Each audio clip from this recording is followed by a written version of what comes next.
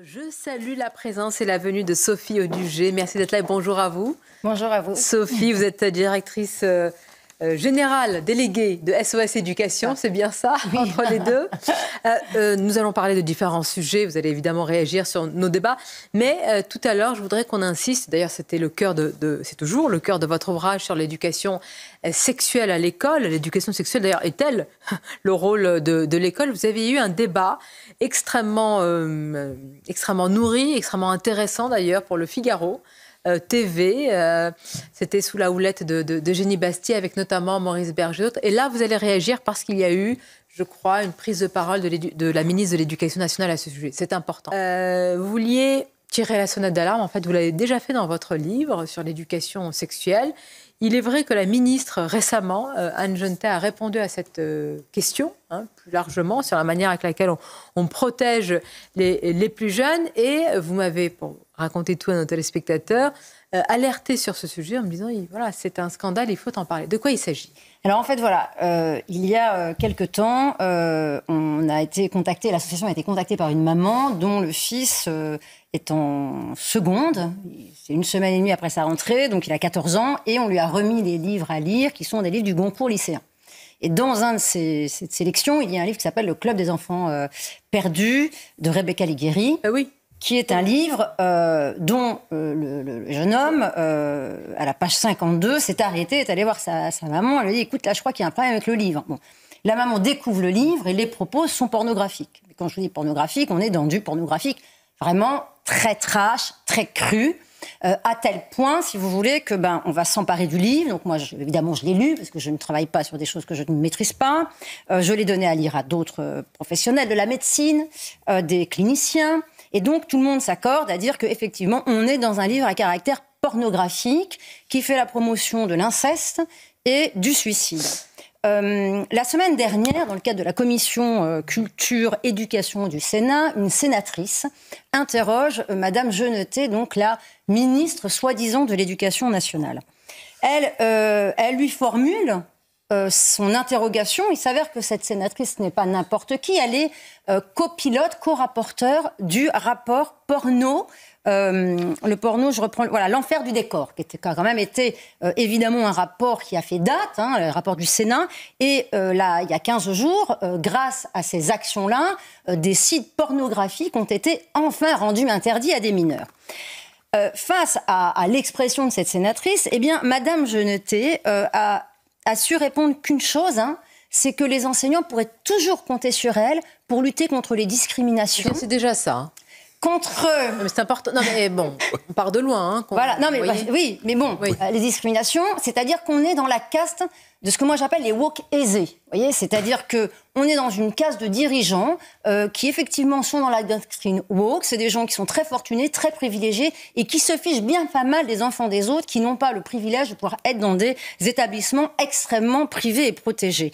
Dans les écoles publiques, il y a effectivement ce livre pornographique. Mais vous dites qu'il fait là, parce que vous avez été attaqué. Ah non, là, c'est les mots de la sénatrice. La sénatrice. Oui, mais alors je vous épargne cette lecture. Elle s'adresse à Madame Genetet, la ministre de l'Éducation nationale, et à tous ses collègues sénateurs. Alors je vous épargne cette lecture puisqu'il s'agit de lecture pornographique qui fait clairement l'apologie de l'inceste et du suicide. Alors en tant que co-auteur du rapport porno, l'enfer du décor, et alors qu'on parvient d'ailleurs heureusement à interdire enfin l'accès aux mineurs à certains sites pornographiques, je m'interroge juste sur ce choix. Voilà. Mais Madame Genetet lui répond « J'entends effectivement tout à fait votre émoi. » Alors moi j'invite à tous les gens qui nous écoutent à aller sur le site de SOS Éducation, à lire le courrier que j'ai adressé au Premier ministre et à la ministre de l'Éducation nationale, à aller en page 6 et à lire les plus de 10 pages de la transcription. Je l'ai lu, le livre. Mais moi, j'ai une question. Est-ce que le Goncourt des lycéens est plus choquant, plus trash aujourd'hui que YouPorn ? Alors, vous avez raison, Sonia, non. On est à peu près au même niveau. Mais il faut quand même rappeler une chose, c'est qu'on est dans le sein de l'enceinte scolaire. Et Madame Genetet, donc la ministre de l'Éducation nationale, a quand même eu le culot de dire, alors moi j'avoue que je m'en suis pas remise, écoutez, les livres, ils sont pas obligés de les lire. Alors moi, si vous voulez, une ministre de l'Éducation nationale qui vous dit que les élèves sont pas obligés de lire les livres, moi j'avoue que ça me laisse vraiment sans voix.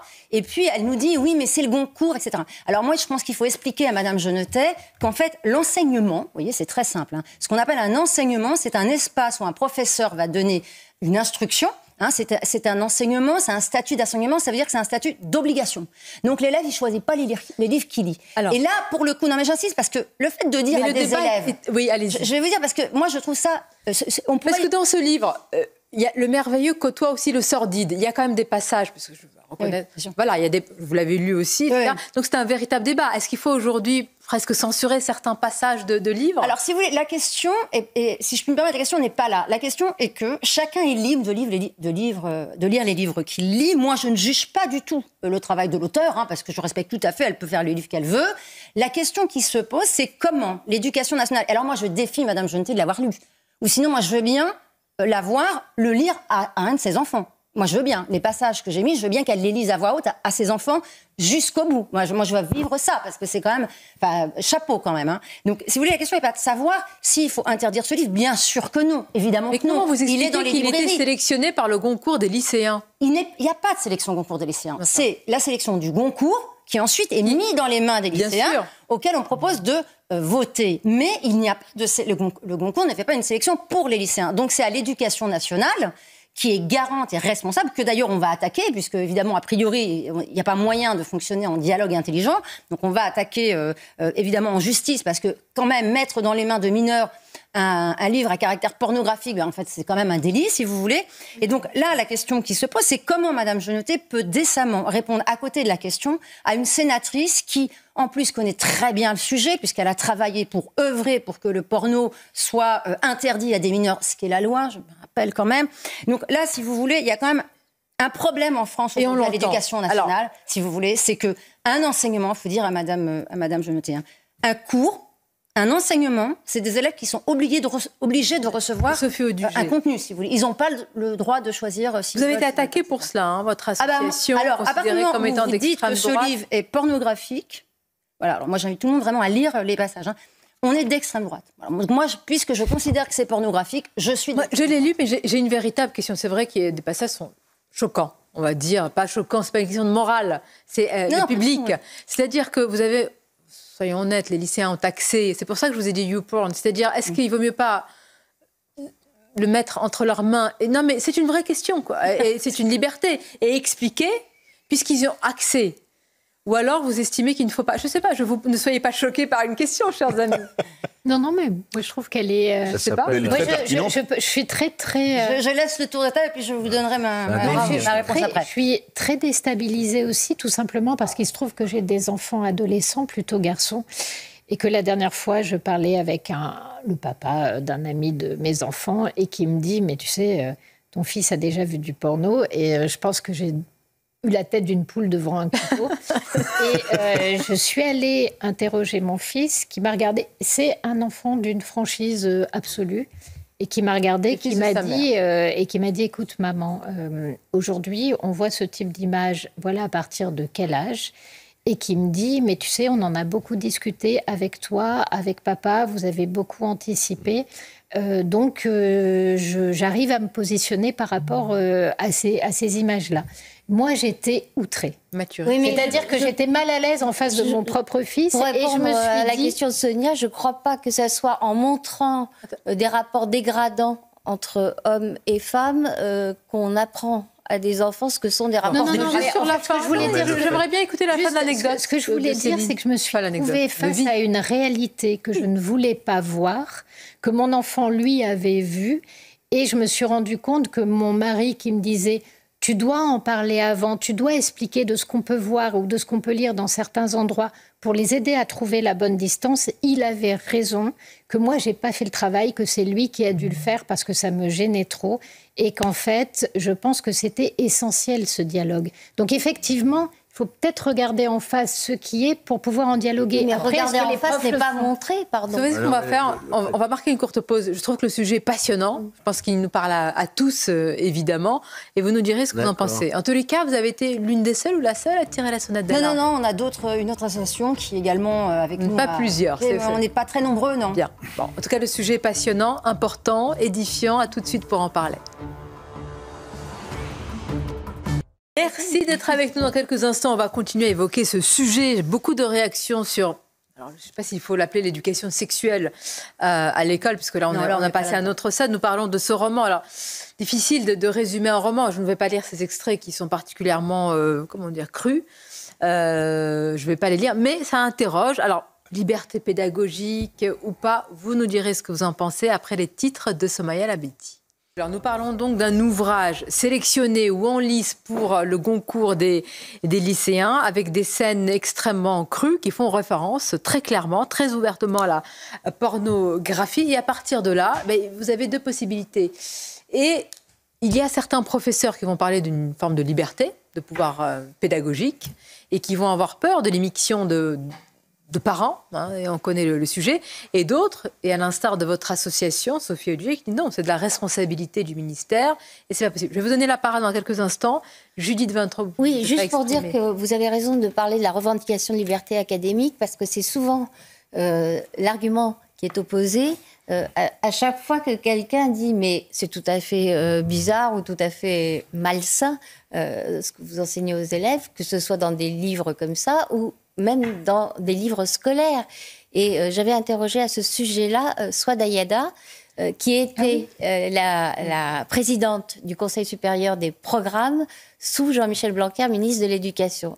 Et elle m'avait dit, les éditeurs prennent toute tentative de dialogue pour du totalitarisme. C'est hors de question de discuter des contenus, des livres, mais non seulement en termes de mœurs, comme c'est le cas là, mais même pour les maths. Elle avait essayé d'organiser une rencontre entre des scientifiques et des éditeurs de manuels scolaires de mathématiques, parce qu'il lui semblait que des énoncés étaient erronés ou induisaient en erreur. L'éditeur a dit, pas question c'est ma liberté éditoriale, je refuse tout contrôle sur le contenu du livre. C'est quand même très problématique. Moi, je vais simplement rappeler une règle de base. Comme toute liberté, il y a toujours une limite à une liberté. Et la liberté pédagogique a aussi ses limites. Et la limite, c'est l'article 222, j'ai bien vérifié, article 222-27 du Code pénal, qui parle de corruption de mineurs, qui est prévu jusqu'à 5 ans d'emprisonnement, avec une circonstance aggravante jusqu'à 7 ans d'emprisonnement, dès lors que ça se passe dans un milieu de l'enseignement. C'est-à-dire que le fait de remettre, à donner à lire à des mineurs des ouvrages qui contiennent des passages hautement, je viens de voir effectivement, pornographiques, ça peut tomber sous le coup de la loi pénale. Et ça pourquoi une association comme la vôtre qui tire la sonnette d'alarme et pour vous connaître, vous êtes dans le débat, c'est-à-dire que je suppose que pour engager aussi une discussion, vous avez été qualifié pour cela d'extrême droite. Vraiment, je ne vois pas le rapport. Écoutez, alors moi non plus. Et effectivement, dans l'analyse des médias qui sont sautés, qui ont couru au sauvetage de l'auteur, évidemment, on va retrouver Le Parisien, Le Monde. Vous n'avez rien contre l'auteur? Non, puis je veux dire, en 77, c'est quand même des gens qui ont soutenu Masnef. Je voudrais quand même le rappeler, c'est-à-dire avec une liste quand même de personnalités qui ont soutenu la pédophilie. Je pense qu'à ce registre-là, honnêtement, leur avis sur la question, moi, m'intéresse pas beaucoup. Et ils ont essayé de faire un amalgame avec un ouvrage qui avait été sélectionné pour le concours l'année dernière, Triste Neige. Ah oui, de Nina... Triste Neige. Non, Triste Neige. Sur le tigre. Ça va me revenir. L'autrice va me revenir. Qui, effectivement, était un témoignage d'inceste. Voilà, c'est ça. À ce moment-là, l'année dernière, il ne me semble pas qu'on ait envoyé de courrier à qui que ce soit, parce qu'effectivement, on était dans un témoignage d'une situation d'inceste qui était sur des textes assez crus. Les élèves avaient été prévenus que c'était ça le sujet. Mais on était sur un inceste qui était évidemment dénoncé par l'autrice et qui montrait l'horreur de la situation. C'était Triste Tigre. Donc voilà. Ouais. Mais là, si vous voulez, on n'est pas du tout là-dessus. L'inceste n'est jamais dénoncé.